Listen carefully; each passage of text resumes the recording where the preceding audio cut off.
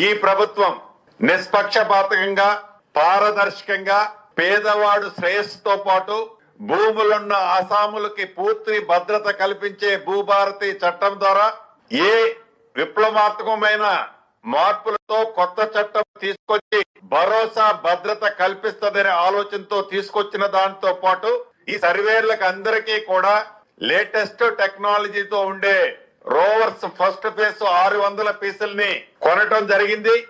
నాకు తెలిసి ఈ రాబోయే కపుల్ ఆఫ్ డేస్ లో ఇప్పటికే కొన్ని జిల్లాలకు డిస్ట్రిబ్యూషన్ చేశాం. మిగిలిన జిల్లాలకు కూడా రాబోయే కొద్ది రోజుల్లో ఈ రోవర్స్ ఎక్విప్మెంట్ ఏదైతే సర్వేకి గతంలో టేబు చైను కాస్టాప్ ఏదైతే ఉందో ఆ వ్యవస్థకి పూర్తిగా పులి స్టాప్ పెట్టి రోవర్స్ సిస్టమ్ ద్వారా లేటెస్ట్ టెక్నాలజీతో ఏ ట్రైనింగ్ అయితే ఈనాడు లైసెన్స్ సర్వేర్లకు ట్రైనింగ్ ఇచ్చామో వారికి ఎక్విప్మెంట్ ని సమకూర్చే దాంట్లో కూడా రాష్ట్ర ప్రభుత్వం అన్ని చర్యలు ఇప్పటికే చేపట్టడం జరిగింది.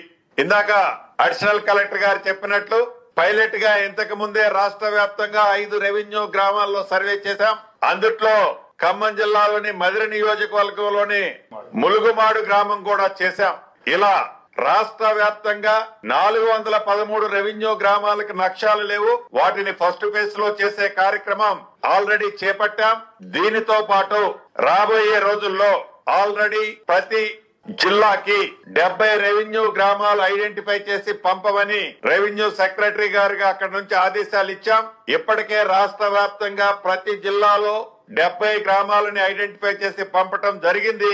ఏవైతే ఈ లైసెన్స్డ్ సర్వేలు ఉన్నారో వీరితో పాటు ఈ లైసెన్స్డ్ సర్వేలు చేసిన సర్వేని జస్టిఫికేషన్ ని గవర్నమెంట్ ఎంప్లాయీగా ఉండే సర్వేర్ సర్టిఫై చేసే వ్యవస్థని ఫుల్ ప్లెడ్జ్ లో దాన్ని కూడా ఎస్టాబ్లిష్ చేయడం జరిగింది.